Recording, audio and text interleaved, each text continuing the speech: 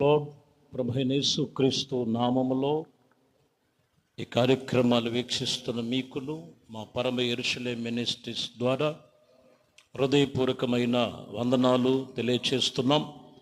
పరిశుద్ధ గ్రంథము దేవుని వాక్యాన్ని మనం ధ్యానించుకుందాం. పరమగీతములు మరి 2వ అధ్యాయము 16వ వచనాన్ని చదువుతున్నాం. నా ప్రియుడు నావాడు, నేను అతని దానను, పద్మములలో ఉన్న చోటు అతడు మందలను మేపుచున్నాడు. చూడండి, ఈ వాక్యములో పరమగీతములు రాసినది సొలొమోను రాసినటువంటి ఈ గీతములు సొలొమోతికి రాయబడినవి.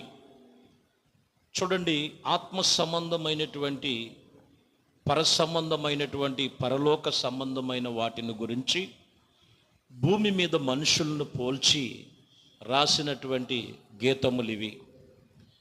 వాస్తవానికి మరి సొలొమోతికి రాసిన లేఖనము అని కూడా మనం చెప్పచ్చు. ఈ లేఖనం యొక్క ఉద్దేశం ఏంటంటే, వాక్యం చెప్తున్న మాట, నా ప్రియుడు నావాడు, నేను అతని దానను.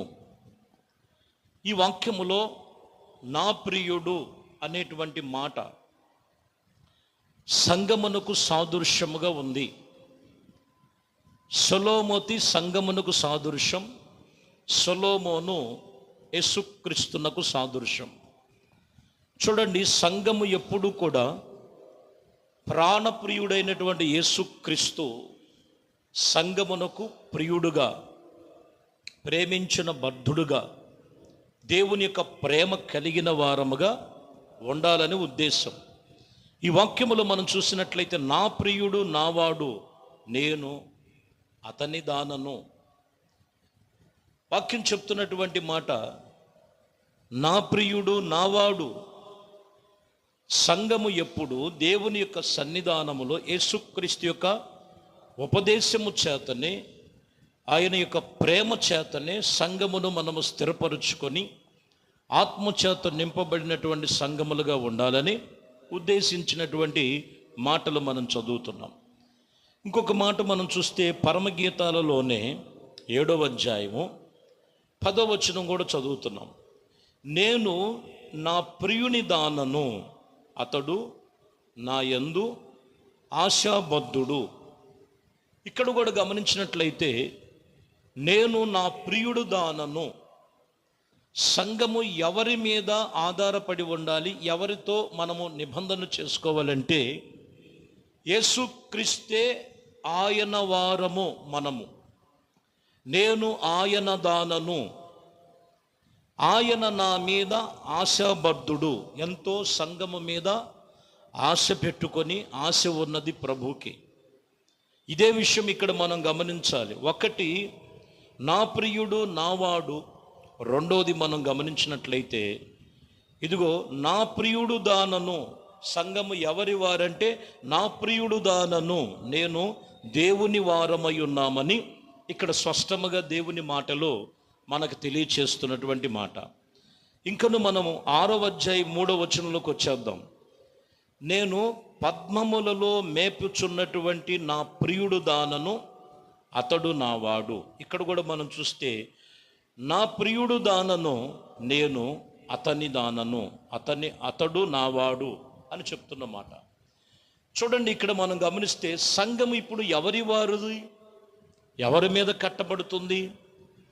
జీవము కలిగిన యేసుక్రీస్తు పునాది వేయబడి ఆయనే మనకు మూలరాయి అయి ఉన్నారు. క్రీస్తు అనే బండ మీద కట్టబడినటువంటి సంఘము మనము ఆయన వారమై ఉండాలి. నా ప్రియుడు, నేను ఆయన దానను అని చెప్పేటువంటి మాటలు ఇక్కడ మీరు గమనించాలి.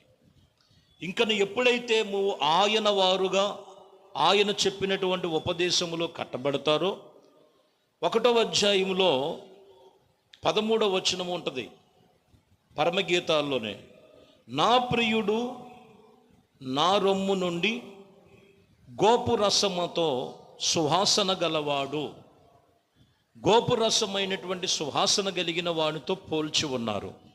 ఇక్కడ మీరు గమనించాలి, గోపురసమైనటువంటి సువాసన అంటే దేవుని సన్నిధిలో విశ్వాస సంబంధమైన, ఆత్మ సంబంధమైన దేవుడి మీదే మనం కట్టుకోవాలి ఆత్మీయ జీవితమును.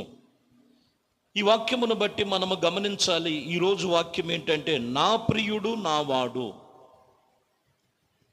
ఇది లోక సంబంధమైన మాటలు కాదండి. మన ప్రభు అయిన యేసుక్రీస్తు సంఘమునకు ప్రాణప్రియుడై ఉన్నాడు. మనము ఆయన వారమై ఉండాలి. ఆయన వారమై ఉన్నప్పుడు మనల్ని ఆయన చక్కగా మేపేటువంటి కాపరిగా ఉన్నాడు. ఇక్కడ మనం చూస్తే ఆయన యందు గోపురసముతో కలిగినటువంటి సువాసన వెదజల్లుతూ ఉంటుంది. అదే ఆత్మ సంబంధమైన సాక్ష్యం వాక్యం చెప్తున్నటువంటి మాట.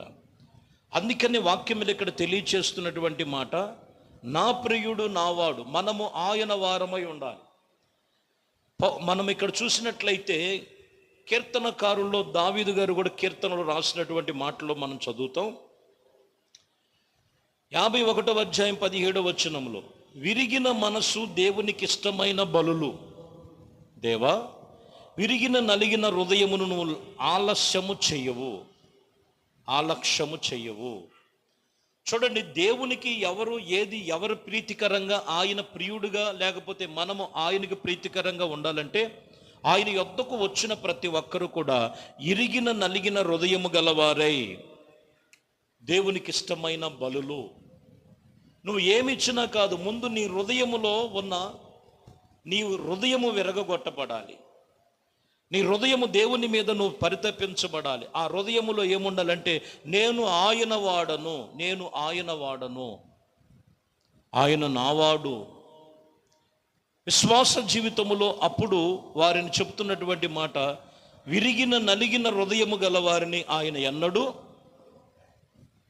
ఆలస్యము చేయుడు. లక్ష్య పెట్టే దేవుడు ఆయన. పరమగీతాలలోనే 1వ అధ్యాయంలోకి వచ్చేసరికే 14వ వచనంలో ఒక మాట అంటాడు. ఒక మాట రాయబడి ఉన్నది, నాకు నా ప్రియుడు, ఇదిగో వాక్యం ఇక్కడ చెబుతున్నటువంటి మాట, నా ప్రియుడు నాకు ఒక ద్రాక్ష వనమును కూర్చబడి ఉన్నదని రాయబడి ఉన్నది. ఈ ద్రాక్ష వనమును కూర్చబడి ఉన్నది. ఇక్కడ ఒక చోటు కూడా రాయబడి ఉన్నది. ఇక్కడ నా ప్రియుడు ఎనిగేది ద్రాక్ష వనములో కుర్పింపబడి, ఇదిగో ముగ్గుర్తులతో సమానుడై ఉన్నాడని వాక్యం చెప్తున్న మాట. ఎనిగేది అనే ఒక ప్రాంతముగా ఉన్నది అది. నా ప్రియుడు ఎనిగేది ద్రాక్షవనములో కూర్చబడినట్లుగా. ఎనిగేది అనేది మనం గమనించినట్లయితే దావీదు కాలములలో కూడా కనపడుతుంది మనకి. దావీదు కాలములలో వాస్తవానికి ఆ స్థలములో ఆయన దాగుచోటుగా ఏర్పాటు చేసుకున్నాడు. ఎనిగేదికి వెళ్ళే వచ్చానని రాయబడి ఉంది. ఎక్కడ ఉంటుందంటే సమూయేలు మొదటి గ్రంథములో 23వ అధ్యాయం 29వ వచనములో, తర్వాత దావీదు అక్కడ నుండి పోయి ఎనిగేదికి వచ్చి అక్కడ స్థలములలో నివాసము చేయుచూ ఉండెను. చూడండి, దేవుడు సంఘాన్ని ఒక ద్రాక్ష వనము అనగా ఒక చోటు, ఎనిగేది అనే ఒక చోటు అనేది ఒక దాగు చోటుగా దేవుడు ఏర్పరచబడినట్లుగా ఈరోజు వాక్యము సెలవిస్తున్నటువంటి మాట, సంఘము మనము ఆయన వారమై ఉన్నాము. నా ప్రాణప్రియుడు నావాడు, నేను ఆయన దానను, ఆయన యందు నేను నిలిచి ఉండాలి.